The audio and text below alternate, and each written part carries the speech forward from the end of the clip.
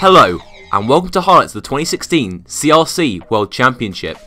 Round 4 of the championship saw the teams head to the Sochi Autodrome for the Russian Grand Prix. With it being built on the site of the Sochi 2014 Winter Olympic Park, this circuit featured an interesting variety of corners, which includes a middle sector composed of flowing left and right-handers, and an extremely long fast left-hander at turn 3, which is likely to produce a challenge for the drivers. In qualifying, the headlines were dominated by a misjudgment from championship leader Will Estley, who left his run too late and couldn't set a time in Q3. This left Alex Morse to take his second pole position of the season, edging out Shunter Hawk by 7/10 of a second. Rosie O'Driscoll put in her best qualifying so far, ahead of her teammate Toby Jones in 4th. Hannah Duran qualified in 5th, just ahead of Matt Coombs in 6th, whilst Barron Astor were pleased to get both cars into Q3 and lock out the 4th row.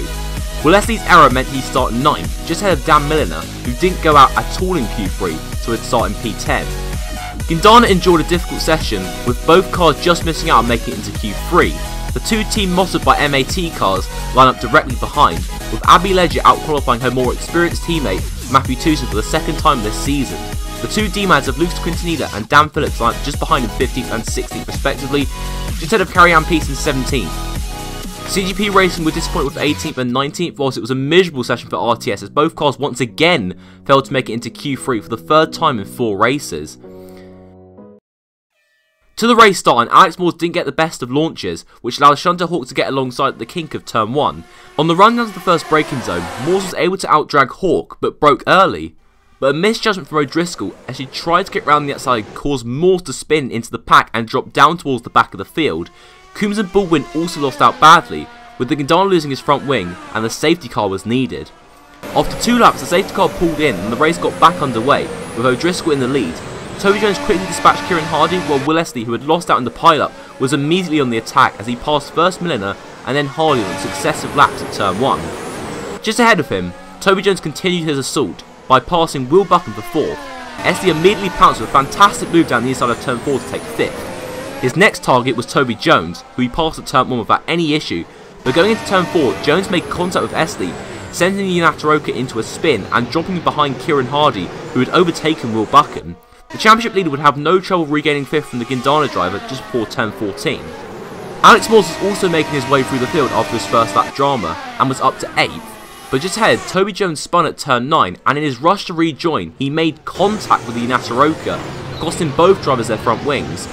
Jones would come under further observation from the stewards when he bashed Tom Mungo into spin, costing the tow valuable time. Meanwhile, back at the front, and Rosie O'Driscoll was leading with the 2 Dork racing cars following closely. Hannah Duran was on hard tyres, which meant that if she just stuck with the leading pair, she could have a good chance of beating them both. On lap 17, Shunter Hawk got the run she needed to make the pass on Rosie O'Driscoll's stick going into turn 2. In the first round of pit stops, a bad pit stop for Rosie O'Driscoll shortened the gap between her and Estley dramatically. Both rejoined behind the hard tyre short Lucy Woodward, which they cleared without any troubles. It took a few laps, but Will Estley was able to clear the Coombs GP going into turn 14. Towards the back end of the top 10, both Milliner and Hardy had lost out in the pit stops to Lucas Quintanilla, who was having a solid race. However, it didn't take long for both drivers to pass the D-Mads engineering driver. A nail-biting moment then occurred as Alex Morse, who was fighting his way through the field, passed both drivers at once to get up to 8th. Quintanilla's race would then take a knock when he was hit by Elliot Everson, forcing him into a spin.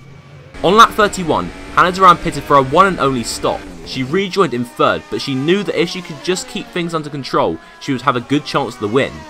All the while, Alex Morse continued fighting his way through the field after losing his front wing. He then passed Abby Ledger for 8th, who was still yet to stop. Abby was looking on course for her first career points, but problems hit, however, when a botched pit stop put a knock in her chance of a result. Things were also not going well for James Lane in the pit lane as he clipped the wall on pit exit, embarrassingly forcing him out of the race. Dan Milliner's race would also end when he hit the wall hard at turn 14, causing terminal damage to his Masterforce car. Louise Morrow's race would also end when her engine gave up the ghost, forcing her to retire.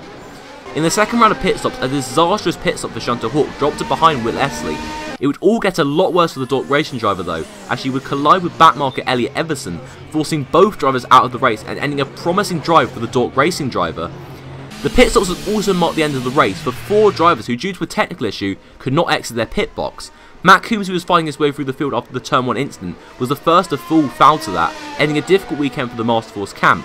A few laps later, Will Buchan, Lucas Quintanilla and Luke Julian also got stuck in their pit box, and they had to retire, ending promising drives for all 3. Phoebe O'Connor's race would later end as her brakes failed, forcing her out of the race.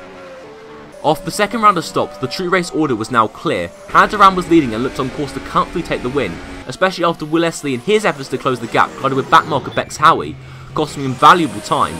Rosie O'Driscoll looked on course to take third ahead of Lucy Woodward, who had made a hard tyre strategy work to get up to fourth. Alex Mawson fought his way back up to what was expected to be fifth until his engine suddenly gave out the ghost, forcing him to retire and ending a scrappy race for the Nataroka driver. This promoted Toby Jones to fifth until he made his final pit stop and could not exit his box, forcing him out of the race. Max von der Garlow's race would also end early when his engine also failed, forcing him out of the race. All this promoted Kieran Hardy to fifth and Abby Leggett, who had driven a fantastic race on hard tyres, to sixth, until the team losses by MAT driver was passed by Jack Baldwin, demoting her to seventh. In the closing laps, Will Leslie was gradually bringing the gap to Hannah Durand down, however it was in vain as he was run out of laps. Taking her first win of the season, Hannah Durand pulled up a fantastic drive to make a hard tyre strategy work to become the first non-Nataroka driver to win a race in 2016. Will Leslie was slightly disappointed to finish in second, however he was pleased to extend his championship lead by a considerable amount. And rounding out the podium, Rosie O'Driscoll pulled off a good performance to take her second career podium in only her fourth Grand Prix. Lucy Woodward pulled off a fantastic drive, also on a hard tyre strategy, to finish in fourth.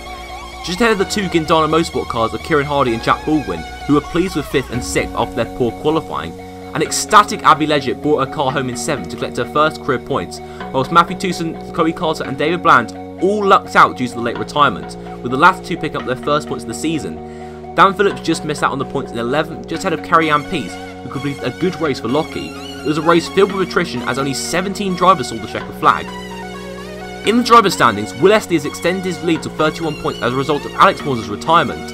Due to her win, Hannah Durand now lies 2 points behind in third, just ahead of the two Coombs GPs of Rosie O'Driscoll and Toby Jones.